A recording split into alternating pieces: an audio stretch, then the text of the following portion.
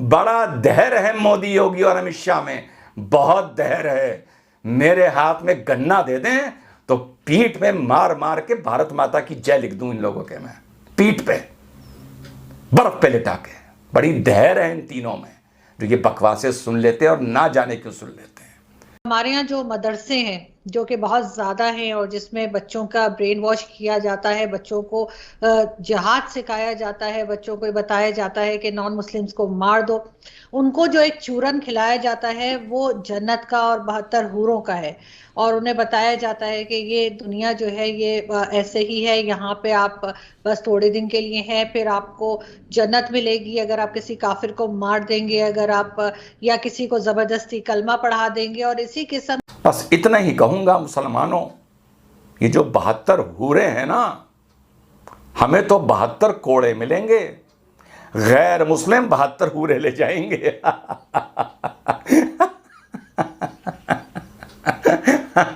हम घंटा बजाते रहेंगे, कोड़े खाते रहेंगे और चली जाएंगी 72 हूरे।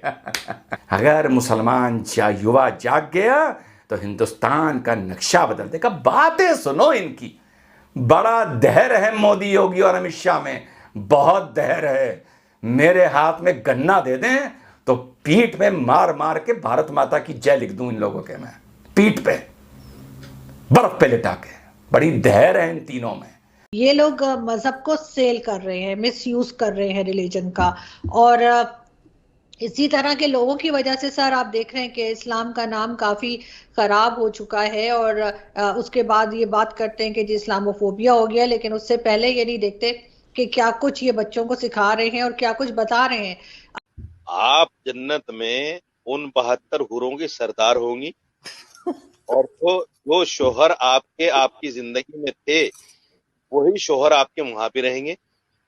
ये सवाल मुझसे नहीं बनता, ये सवाल मुझसे नहीं बनता। ये सवाल आप अल्लाह से कीजिए जिसने जन्नत में मुसलमान के लिए ये चीजें रखी हैं। मौलाना साहब, मर्दों के लिए 72 हूरें हैं और औरतों के लिए वही वाला शौहर जो यहाँ पर है, ये तो बड़ी गलत बात है। औरतों को भी तो कोई चॉइस दे दीजिए ना, औरतों के लिए भी कोई अट्रैक्शन रखिए। क्या औरतों का दिल नहीं है? ये क्या बात हुई? तो मजहब धर्म के नजरिए से, समाज के नजरिए से और राजनीति के नजरिए से आज की तारीख में लगभग 0 0 है मुसलमान, 0। ठीक, मजहबी नजरिए से कितना आज की तारीख में मुसलमान सच्चा है, ईमानदार है, सच बोलने वाला है, सही तोलने वाला है, नेकी पर चलने वाला है, हलाल की खाने वाला है, अपनी जुबान रखने वाला है, ये अब सबको पता है। इसकी डिटेल में नहीं जाना चाहिए। और हां, कितना अपने मजहब का ड्रामा और दिखावा करने वाला है। बस इतना ही कहूंगा मुसलमानों, ये जो 72 हूरे हैं ना, हमें तो 72 कोड़े मिलेंगे, गैर मुस्लिम 72 हूरे ले जाएंगे।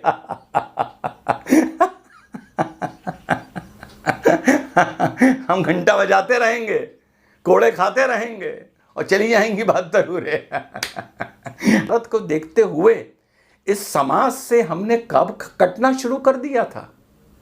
सन 55 में जब हमने कहा था कि हम शरीयत को कोडिफाई नहीं होने देंगे, हम आज़ादी के बाद, बंटवारे के बाद एक नई शुरुआत नहीं करेंगे, हमें 18 चीज़ों में शरीयत ही चाहिए। जबकि हिंदू मॉडर्न लॉ को, मनुस्मृति को त्याग करके तैयार हो गया था मॉडर्न लॉ पे आने के लिए। वहाँ से हमने सामाजिक दृष्टि से इस देश में हारना या अलग हटना, मुख्य रोड से, कभी कभी हम अच्छाई के लिए भी अलग हटते हैं, लेकिन हम अलग हटे मुख्य रोड से फुटपाथ की तरफ, फिर नाली की तरफ, नाली से गटर की तरफ, तब शुरू कर दिया था।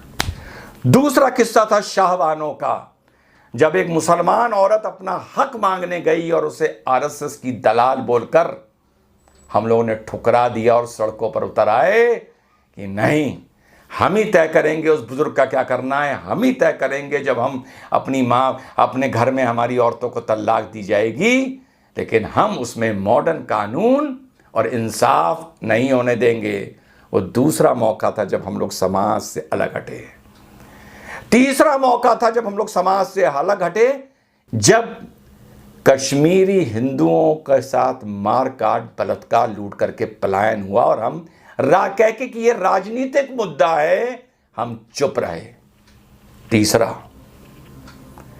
चौथा, हम मुख्य धारा से तब हटे जब सायरा बानो का किस्सा आया और एक औरत गई ट्रिपल तलाक के अगेंस्ट, उसको भी हम लोगों ने भाजपा का दलाल बोला कि यार लोगों ने सोचा ये अजीब कौम है कि ये अपने घर की औरतों की हिफाजत ना हो पाए, इसके लिए सरकार से लड़ रही है और सड़कों पर उतर रही है। फिर हम लोग समाज से हटे जब अब हाल में बिल्कुल हम लोगों ने ये जिद पकड़ी कि नहीं, हम तो क्लासरूम में, स्कूल में नहीं, क्लासरूम के अंदर भी हिजाब पहनेंगे, गर्ल्स स्कूल में हिजाब पहनेंगे, 8वीं 9वीं 10वीं में हिजाब पहनेंगे, तब हटे। और इससे पहले जब हम सीए को ना समझे, हमने ये कहा कि नो सीए, कि अगर इन अड़ोस पड़ोस के इस्लामी मुल्कों से गैर मुसलमान परेशान होकर यहाँ भारत आना चाहते हैं तो हमने कहा नहीं, अगर वहाँ से मुसलमानों को भी नहीं आने दोगे तो हम इनको भी नहीं आने देंगे, नो सीए।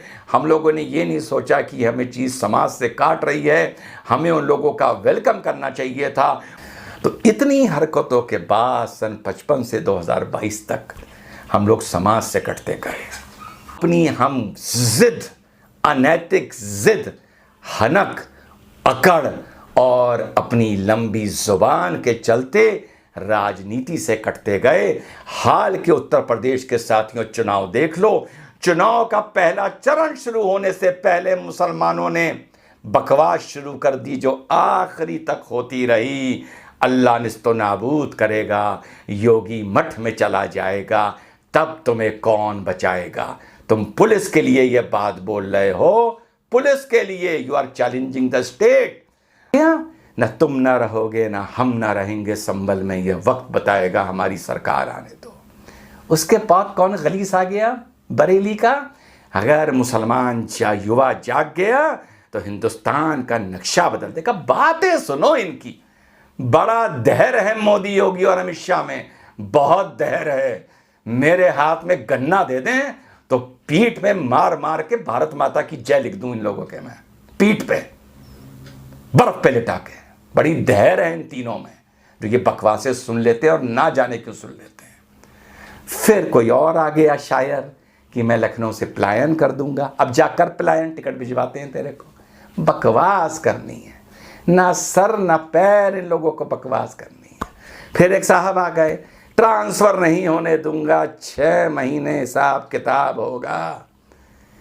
बहुत से रीजंस होते हैं जब एक पार्टी जीत के आती है मुसलमानों, उसमें एक रीजन ये भी है तुम्हारी जुबान लंबी जो चलनी बंद नहीं हो रही है और सिर्फ गंद उगल रही है।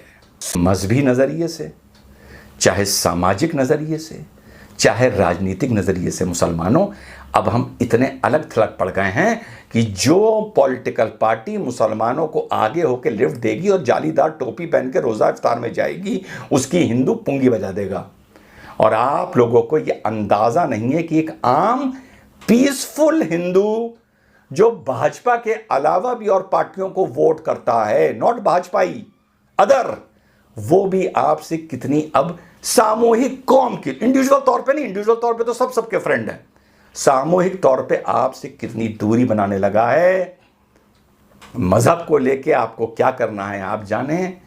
पॉलिटिकल अब आप बेकार हो चुके हैं। कहीं हिंदू हिंदू को हरा रहा होगा तो उसमें मुस्लिम ऐड हो जाएगा तो आपको फायदा हो जाएगा। मान लिया मैंने। क्लिप जरूर अपने व्यूअर्स को दिखाना चाहूंगा with your courtesy, with your channel courtesy. Sure sir, thank you. बिल्कुल गलत काम कर रही है, लेकिन आपने वो मुझे 72 हूरों वाली बात नहीं बताई कि वो 72 हूरों का जो बताया गया है मर्दों के लिए वो क्या है, क्या वो अय्याशी नहीं है वहां पे। और तो कुछ नहीं बताया कि ना शॉपिंग मॉल है ना लाइब्रेरी है, औरतों के लिए क्या है। फॉर एग्जाम्पल मैं बहुत अच्छे काम करती हूँ, सारे इस्लाम के रूल फॉलो करती हूँ, मैं जन्नत में जाऊंगी, मुझे वहां क्या मिलेगा? आप जन्नत में उन 72 हूरों की सरदार होंगी और जो शोहर आपकी जिंदगी में थे वही शोहर आपके वहां भी रहेंगे। अगर आपके शोहर भी अच्छे काम करते होंगे, अगर दोनों आदमी जन्नत में जाएंगे तो जाहिर बात है आप उन हूरों की सरदार रहेंगी। और देखिए वो अय्याशी नहीं है, एक चीज मैं आपको बता दूं, ये फिर वही बात आती है जैसे मैंने जवाब दिया कि ये दुनिया के अंदर उन अच्छे अमाल की जजा है, उन अच्छे अमाल का सब। वहां अय्याशी का तस्वुर भी नहीं कर सकता आदमी। देखिए वहां जो है शहवत जैसे दुनिया में आदमी पूरी करता है, वहां शहवत का वो तरीका नहीं होगा। ना वहां कोई नापाकी है, ना वहां कोई इस तरह की कोई चीजें है, ना वहां आदमी का मन इस तरफ जाएगा। वहां तो जन्नती सिर्फ एक चीज को सोचेगा कि अल्लाह का दीदार मुझे कब होगा, अल्लाह का दीदार नहीं मुझे कब होगा। मौलाना साहब, मर्दों के लिए 72 हूरें और औरतों के लिए वही वाला शौहर जो यहाँ पर है, ये तो बड़ी गलत बात है। औरतों को भी अच्छा तो कोई चॉइस दीजिए ना, औरतों के लिए भी कोई अट्रैक्शन रखिए। क्या औरतों का दिल नहीं है? ये क्या बात हुई? औरतों के लिए वही शौहर, अगर शौहर के साथ ना बनती हो, बेशक बहुत नेक हो, लेकिन इस दुनिया में शौहर ना पसंद हो, किसी तरीके से उसके साथ जो है गुजारा कर लिया, वहां जाके फिर वही गले पड़ जाएगा, ये तो अजीब सी बात है। और अच्छा आप लोग मुझे 72 हूरें लेके घूमेंगे, और हमारे यहाँ तो मौलवी बहुत कहानियां बताते हैं 72 हूरों की, कि किस तरह की होंगी, ऐसी हसीन होंगी, ऐसी होंगी। तो मतलब ये तो बड़ी नाइंसाफी है। देखिए ये सवाल मुझसे नहीं बनता, ये सवाल मुझसे नहीं बनता। ये सवाल आप अल्लाह से कीजिए जिसने जन्नत में मुसलमान के लिए ये चीजें रखी हैं। ये सवाल अल्लाह से बनता है। खैर ये मौलाना साहब आ गए और इनसे बात हुई, लेकिन बिल्कुल इसमें उन्होंने जो है, आपने देखा ही कि किस तरीके से उन्होंने जवाब दिया, और वो फिर लास्ट में ये कहने लगे कि जी आप अल्लाह से जाके पूछिए। लेकिन बात सिर्फ ये नहीं थी कि फीमेल्स को क्या राइट मिलेंगे, बल्कि मेरा ये सवाल करने का एक मकसद ये भी था कि हमारे यहाँ जो मदरसे हैं, जो कि बहुत ज़्यादा हैं, और जिसमें बच्चों का ब्रेन वॉश किया जाता है, बच्चों को जिहाद सिखाया जाता है, बच्चों को बताया जाता है कि नॉन मुस्लिम्स को मार दो, उनको जो एक चूरन खिलाया जाता है वो जन्नत का और 72 हूरों का है। और उन्हें बताया जाता है कि ये दुनिया जो है ये ऐसे ही है, यहाँ पे आप बस थोड़े दिन के लिए हैं, फिर आपको जन्नत मिलेगी अगर आप किसी काफिर को मार देंगे, अगर आप या किसी को जबरदस्ती कलमा पढ़ा देंगे। और इसी किस्म के जिहाद की बातें, चाहे वो कश्मीर का कहा जाए, चाहे अफगानिस्तान का, या कहीं का भी बच्चों को सिखाया जाता है। ये चीज मेरी कोशिश है अपनी तरफ से थोड़ी सी, कि जो हमारे यंग जनरेशन है, जो बच्चे हैं, जो नए जो मदरसों में स्पेशली जा रहे हैं, उनकी आंखें खुलें, उनको पता लगे कि ऐसा कुछ नहीं है। वहां पर ये लोग जो बातें बनाते हैं, जो बताते हैं इनको, जो ये मौलाना साहब थे या दूसरे लोग जो हैं, इन्हें जो जन्नत के नक्शे खींचे जाते हैं और इन्हें गलत कामों की तरफ, इनकी बात नहीं करी, लेकिन कई मदरसे ऐसे हैं हमारे यहाँ स्पेशली पाकिस्तान में जो इस तरह की बातें सिखाते हैं, जिसमें लाल मस्जिद के भी कई बार हमने जो है वीडियोस देखी हैं सोशल मीडिया पे। तो वो लोग इन बातों को समझ सकें, इन बातों को ना माने उनकी, और अपने आप को नुकसान ना पहुंचाएं और ना ही दूसरे को नुकसान पहुंचाएं, क्योंकि ये लोग मजहब को सेल कर रहे हैं, मिस यूज कर रहे हैं रिलीजन का। और इसी तरह के लोगों की वजह से सर आप देख रहे हैं कि इस्लाम का नाम काफी खराब हो चुका है। और उसके बाद ये बात करते हैं कि जी इस्लामोफोबिया हो गया, लेकिन उससे पहले ये नहीं देखते कि क्या कुछ ये बच्चों को सिखा रहे हैं और क्या कुछ बता रहे हैं।